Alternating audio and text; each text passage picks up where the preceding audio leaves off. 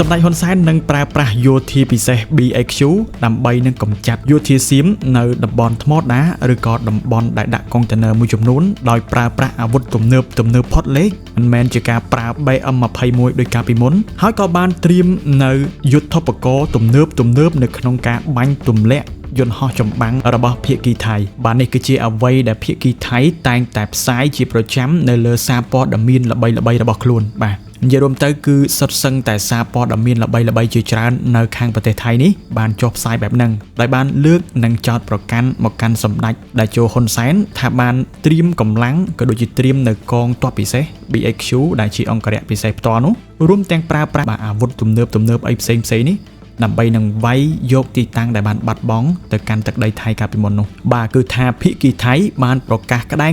ថាកម្ពុជានឹងបើកការវាយប្រហារឬក៏សង្គ្រាមជុំទី3ជាមួយនឹងថៃបាទក៏ប៉ុន្តែมันមានភស្តុតាងឬក៏បាទឯកសារណាមួយយកបបបញ្ជាក់អ្វីនោះឡើយបាទនេះគឺបាទផ្សាយចោតប្រកាន់លៀបពណ៌យកតែម្ដងបាទនេះគឺជាអ្វីដែលភាគីថៃបានផ្សព្វផ្សាយទៅកាន់ប្រជាជនរបស់គេនឹងជារៀងរាល់ថ្ងៃបាទមិនដឹងថាខាងគេនឹងព្យាយាមនឹងចង់បង្កើតសង្គ្រាមលើកទី3បែរជាទម្លាក់កំហុសនឹងចោតប្រកាន់ថាយើងបានព្យាយាមរៀបឬក៏ត្រៀមនៅក្នុងការសង្គ្រាមជាមួយនឹង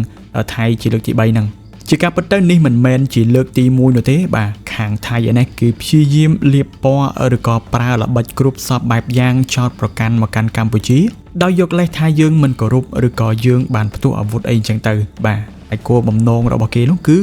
ដើម្បីបំផិតបំភ័យប្រជាជនទាំងសងខាងនៅតាមបន្ទាត់ព្រំដែនក៏ដូចជាបាទទាមទារយកប្រជាប្រិយភាពពីបាទប្រជាជនដែលមានជាតិនិយមអីចឹងទៅដោយឡែកនៅខាងកម្ពុជារបស់យើងបាទនាយករដ្ឋមន្ត្រីនៃប្រទេសកម្ពុជារបស់យើងបានបញ្ជាក់ម្ដងរួចទៅហើយតាក់ទងជាមួយនឹងបាទបញ្ហាព្រំដែនរវាងកម្ពុជានិងថៃនេះក៏ដូចជាទីតាំងដែលបានបាត់បង់ទៅកាន់យោធាថៃបានកាន់កាប់ដោយខុសច្បាប់នោះគឺកម្ពុជាមិនបានបាទដោះស្រាយបញ្ហាដោយការប្រើកម្លាំងនោះទេបាទគឺកម្ពុជាបដិញ្ញាចិត្តនៅក្នុងការដោះស្រាយបញ្ហាចំនួនព្រំដែនរវាងកម្ពុជានិងថៃគឺដោយច្បាប់អន្តរជាតិឬក៏បាទតាមរយៈការចរចាអីផ្សេងៗហ្នឹងដោយឡែកការប្រើប្រាស់កម្លាំងដើម្បីចរចាគឺកម្ពុជាមិនបានប្រើប្រាស់នោះទេបងប្អូនត្រូវដឹងថាការប្រើប្រាស់កម្លាំងដើម្បីដណ្ដើមយកទីតាំងដែលបានបាត់នោះមកវិញវាគឺមិនមែនជាជំរើសល្អនៅក្នុងការធ្វើនោះទេបងប្អូនត្រូវដឹងថាបើសិនជាយើងប្រើកម្លាំងវាយយកទីតាំងដែលបានបាត់នោះមកវិញបាទភាគីថៃក៏គេមិននៅស្ងៀមដែរបាទគេនឹងប្រើប្រាស់កម្លាំងដើម្បីនឹងវាយបកយកទីតាំងដែលបាត់ឬក៏អាចនឹងយកទីតាំងមួយចំនួនថ្មីបន្ថែមទៀតបាទអញ្ចឹងហើយគឺគេតែងតែប្រឌិតរឿងឬក៏បាទចោតឬក៏លាបពណ៌អីផ្សេងហ្នឹងដើម្បីចង់ឲ្យមានការផ្ទុះអាវុធដើម្បីនឹងបង្ករឿងជាមួយកម្ពុជាដើម្បីនឹងបាទឆ្លៀនពៀនឬក៏យកទីតាំងថ្មីបន្ថែមទៀតអញ្ចឹងទៅហើយបងប្អូនដឹងស្រាប់ហើយបាទការដែលមានសង្គ្រាមមានការផ្ទុះអាវុធនេះគឺវាមិនមែនជារឿងល្អទេប៉ះពាល់ទៅដល់ប្រជាជនទាំងសងខាងជាពិសេសគឺប៉ះពាល់ទៅដល់ប្រជាជនដែលរស់នៅតាមបន្ទាត់ព្រំដែននេះផ្ទាល់តែម្ដងបើទោះបីជាខាងកម្ពុជាយើងមិនបានប្រើប្រាស់កម្លាំងដើម្បីដោះស្រាយបញ្ហាបាទខាងកម្ពុជានៅតែបន្តយ៉ាងសស្រាក់សស្រាំតាក់ទងជាមួយនឹងការទូតឬក៏បាទការដោះស្រាយតាមរយៈច្បាប់អីចឹងទៅបាទបើទោះបីជាយូរយ៉ាងណាក៏ដោយបាទក៏វាប្រសើរជាជាងការដោះស្រាយដោយការប្រើប្រាស់កម្លាំងដោយឡែកតាក់ទងជាមួយនឹងបញ្ហាព្រំដែនរវាងថៃនិងកម្ពុជានេះបាទខាងកម្ពុជាយើងបានទទូចឲ្យភាគីថៃបាទចូលរួមនៅក្នុងការដោះស្រាយឬក៏ព្យាយាមនឹងបោះបង្គោលព្រំដែនឡើងវិញជាបន្ទាន់ដើម្បីនឹងសម្រួលទៅដល់បាទភាពតានតឹងនៅតាមបន្ទាត់ព្រំដែននេះដែលឡែកភាគីថៃនៅតែបន្តពន្យាពេលឬក៏បាទប្រើលេសចេះមួយចុះពីរលើកថ្ងៃនៅក្នុងការណាត់ជួបគ្នាដើម្បីចរចាអីចឹងណាបងប្អូនបាទនិយាយឲ្យត្រង់ទៅគឺបាទភាគីថៃនេះកលិចកលុចបាទខ្លាំងមែនតែនតែម្ដងដល់ឡែកបើយើងមើលទៅកាន់សកម្មភាពរបស់យោធាថៃឲ្យវិញគឺថាអត់នៅស្ងៀមទេបងប្អូនណាគឺមានការដឹកជញ្ជូនបន្លាលួសបាទដឹកកុងតឺន័រគឺមកបន្តរហូតបាទមិនទំនេរទេហើយយើងក៏មិនទាន់ដឹងថាគេនឹងបំរុងនឹងធ្វើអ្វីទៀតដែរបាទយើងនៅតែបន្តតាមដានទាំងអស់គ្នាប៉ុន្តែបងប្អូនខ្ញុំចាប់អារម្មណ៍ទៅលើបុគ្គលម្នាក់បាទនេះបុគ្គលម្នាក់នេះបាទគឺគាត់មើលទៅហាក់ដូចជាមនុស្សសាមញ្ញម្នាក់ទេក៏ប៉ុន្តែមើលទៅហាក់ដូចជាមានឥទ្ធិពលខ្លាំងមែនទែនតាក់ទងជាមួយនឹងបញ្ហាព្រំដែននឹងដែរខ្ញុំឃើញថាគាត់នេះមានមុខជាច្រើនដូចជាបុគ្គលល្បីម្នាក់នៅក្នុងបណ្ដាញសង្គមហើយក៏ជាបុគ្គលដែលគ្រប់គ្រងទៅកាន់បាទពួកជ្រុលនិយមនៅក្នុងប្រទេសថៃកន្លងទៅបាទបុគ្គលនឹងធ្លាប់បាទជាមនុស្សដែល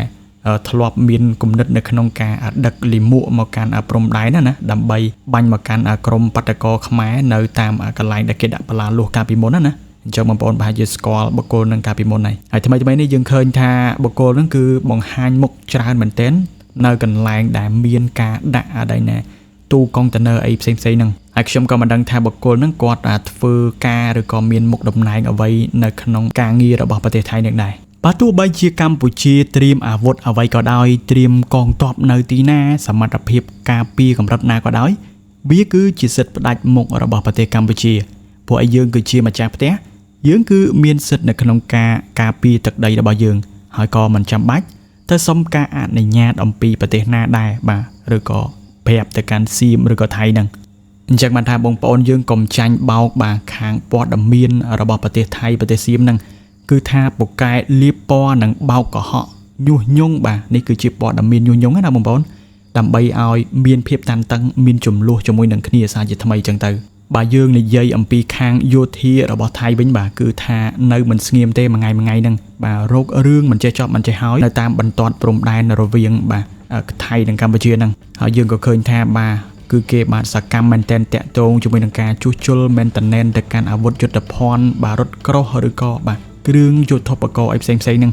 គឺភាគីថៃបាទបានកំពុងតែជួសជុលឬក៏រៀបចំយ៉ាងស្រស្រាក់ស្រស្រាំ